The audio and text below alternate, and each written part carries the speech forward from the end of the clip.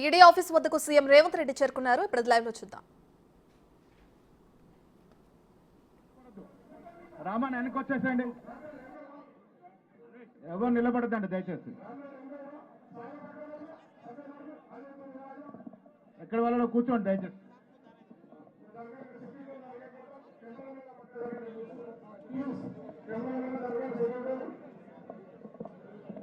AICC జరిగినటువంటి సమావేశంలో ప్రతిపక్ష నాయకులు భారత్ జోడో యాత్ర ద్వారా ఈ దేశ ప్రజల యొక్క హృదయాల్లో చోటు సంపాదించుకున్నటువంటి మహానాయకుడు ఇవాళ మూడవసారి 400 సీట్లు పై వస్తాయని ప్రగల్భాలు పిలిచినటువంటి బీజేపీకి ఒక గుణపాఠం చెబుతూ పెద్ద సంఖ్యలో సీట్లు సంపాదించి అధికారం కొద్ది దూరంలో ఉండిపోయినప్పటికీ కూడా కుంగకుండా ఈ దేశ ప్రజల కోసం మేము ఎక్కడ కూర్చోవడానికన్నా సిద్ధమని రాహుల్ గాంధీ గారు ప్రతిపక్ష హోదాలో కూర్చున్నారు. అదానీ గారు 2014లో ఒక మామూలు వ్యాపారస్తుడిగా ఉన్నటువంటి అదానీ మోడీ గారి లోపాయిక సహకారంతో బీజేపీ వారికి వారిస్తున్నటువంటి ఫండ్స్ వల్ల ఆ ఫండ్స్ కొరకు లోపాయికారిచ్చినటువంటి సహకారంతో 10 ఏళ్లలో ఎవ్వరూ ఊహించని విధంగా కొన్ని లక్షల కోట్లకు పడిగట్టినటువంటి సందర్భం. ఈ సంపాదించిన తీరే కాకుండా సెబీ చైర్మన్ లోపరుచుకొని మభ్యపెట్టి కృత్రిమంగా అదానీ గారు షేర్లని కృత్రిమంగా పెంచుకోవడం వల్ల ఈ దేశ ఆర్థిక పరిస్థితికి విఘాతం కలిగిందని నమ్మినటువంటి రాహుల్ గాంధీ గారు జేపీసీని డిమాండ్ చేశారు.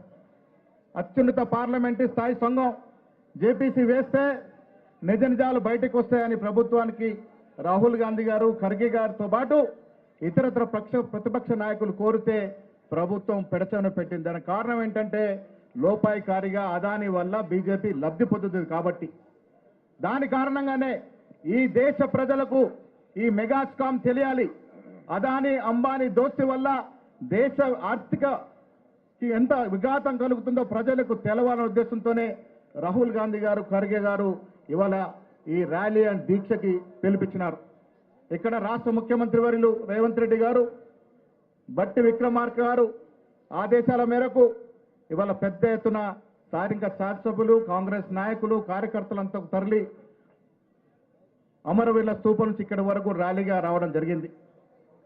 ఇవాళ దేశ ప్రజలకి ఈ దీక్షల ద్వారా యావత్ రాష్ట్రంలో రాజధానిలో జరుగుతున్నట్టు ఈ నిరసన దీక్షల వల్ల అదానీ అంబానీ దోస్తానే కాకుండా ఆర్థికంగా ఏ విధంగా ఇక అదానీ మెగా కుంభకోణానికి సంబంధించి అటు కాంగ్రెస్ తరపు నుంచి ఇద్దరు ర్యాలీ చేస్తున్నారు. ఈడీ ఆఫీస్ వద్ద అటు సీఎం రేవంత్ రెడ్డి ఉండడం కూడా మనం చూస్తున్నాం. ఇక ఈ విషయానికి సంబంధించి మరింత సమాచారాన్ని మా డిప్యూటీ బ్యూరో చీఫ్ సాదిక్ అందిస్తారు. రైట్ సాదిక్.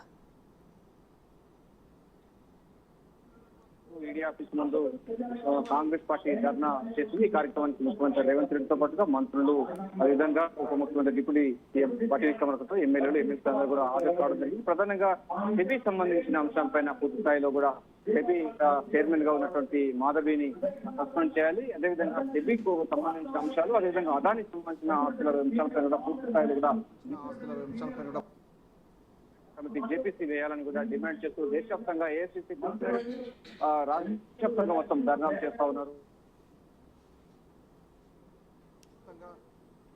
కూడా ఈ దీక్షలో పాల్గొంటా ఉన్నారు.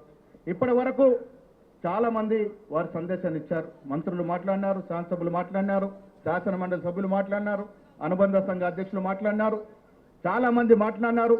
ఇప్పుడు ఇంకా పెద్దలు సమాచారం మీకు సందేశం ఇవ్వాల్సిందిగా ఉంది కాబట్టి నేను మొదటగా